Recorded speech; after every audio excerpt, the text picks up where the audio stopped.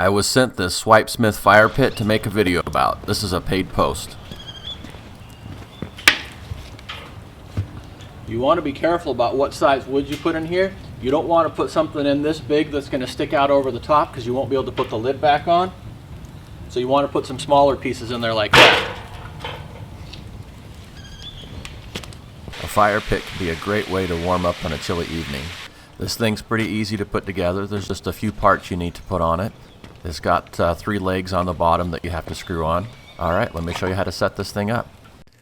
To install the legs on your SWIPESMITH, place it upside down on your table or your workbench. To install the stand to your fire pit, you'll get 3 separate legs here, and you'll get a bag of hardware. You'll have an Allen key, and then you'll have the included screws and washers that you can use to screw into the bottom of the fire pit. You'll have 3 sections where you can screw the legs into. I've prearranged my hardware for easy installation. I just attach the washer to each bolt, and it comes with 2 extra bolts there and 2 extra washers if you need them. And then here's the Allen key to install it with. So for the legs here, you can see it's got 1 hole in the top and 2 on each side. So that pretty much tells you the direction it needs to go in. The angle should be pointing out for more stability.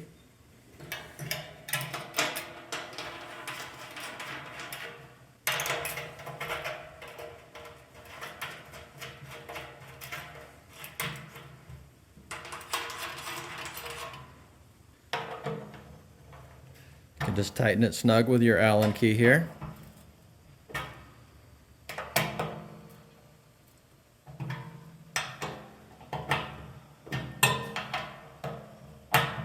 Alright, that feels pretty good. Now we can move on to the next one. You don't want to over tighten it, you just want to make it snug there so that the legs are stable. Doesn't take much to tighten it up here. Alright, one more to go.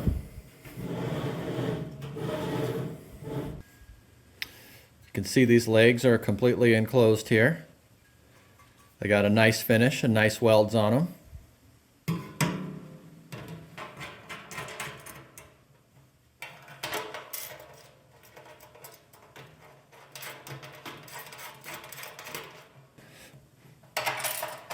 Be careful not to over tighten it there, that it might be difficult to get that last screw in there, so get them all in first and then tighten them up.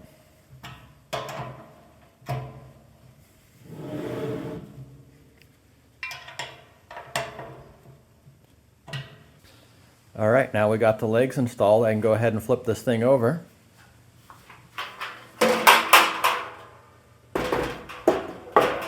Alright, you can see these nice legs right here. It also comes with this nice cover right here to go on the top.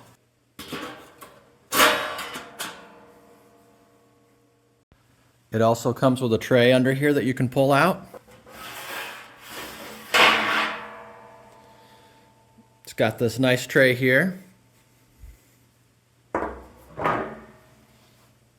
So it's got a nice tray right there where you can collect all the ashes and then dump them out.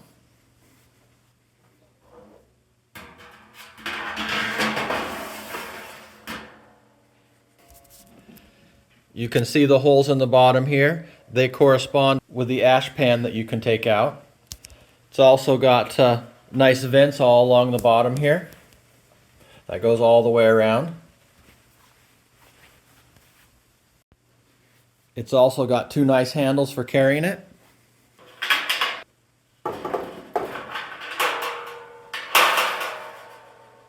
It also comes with a protective cover.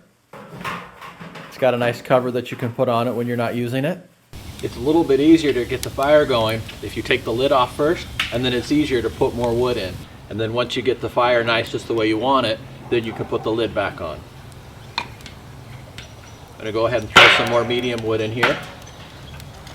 You want to be careful about what size wood you put in here. You don't want to put something in this big that's going to stick out over the top because you won't be able to put the lid back on.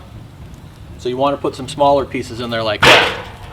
Then that way you can put your lid back on.